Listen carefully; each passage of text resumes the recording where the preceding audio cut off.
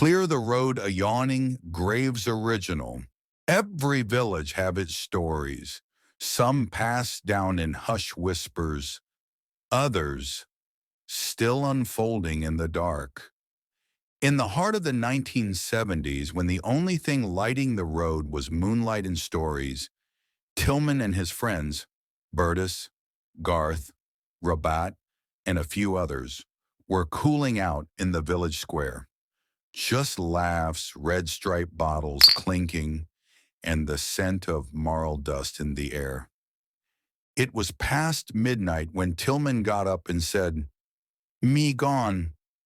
He hopped onto his trusty Honda C50, the little bike that had carried him through every back road in St. Elizabeth.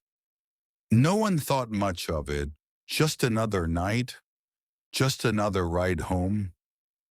He took the road heading toward Fort Charles, past the cricket field, past the old mango tree where the breeze always felt colder than it should. There were no light poles along that stretch, just darkness, bushy, and the occasional chirp of a night creature. But Tillman knew these roads, or so he thought. As he came up on the double corner, first one turning off to Black Spring, the second curling toward Fort Charles, he eased into the curve, tires whispering over the soft marl. Then he saw it. Right at the culvert in the center of the road stood a creature too massive to be real.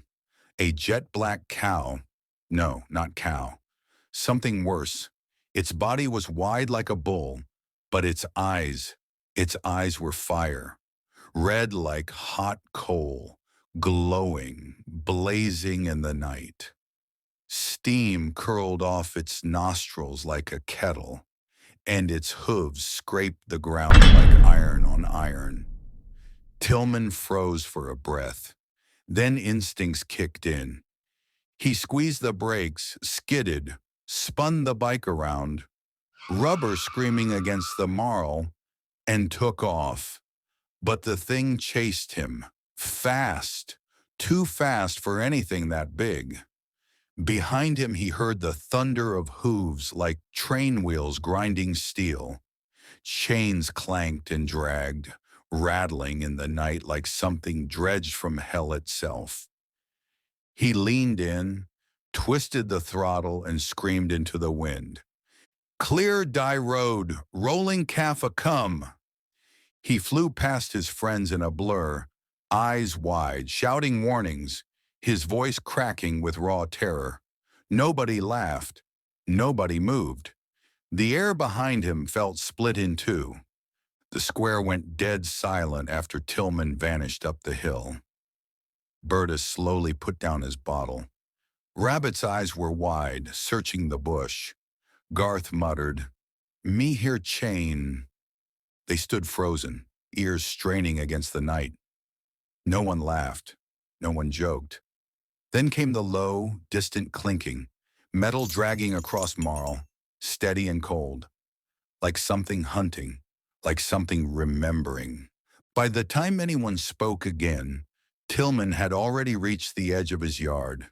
He leapt off the bike before it fully stopped, the engine still sputtering as it tipped over in the grass.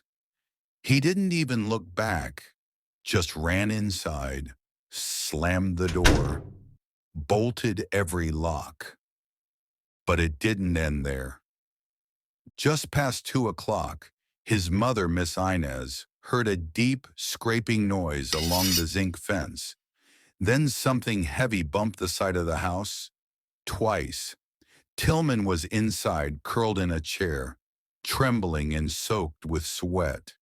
He could still hear it outside. Pacing, breathing. Morning brought silence. But in the soft marl by the culvert, where Tillman had first seen it, there were hoof prints, too big for cow, too deep for bull, and right beside them, long, rusty drag marks, like something pulling a chain, heavy as death. Word spread fast through Black Spring, down to Fort Charles and back again. And that's how people say it started. The thing that walked those roads for weeks, always where the light was out, always near the bush. Some say it's still hiding out there, waiting, watching. And when the time come, it don't chase, it pick who it want. They say if you listen at the second corner after midnight, you'll still hear it dragging itself across the road.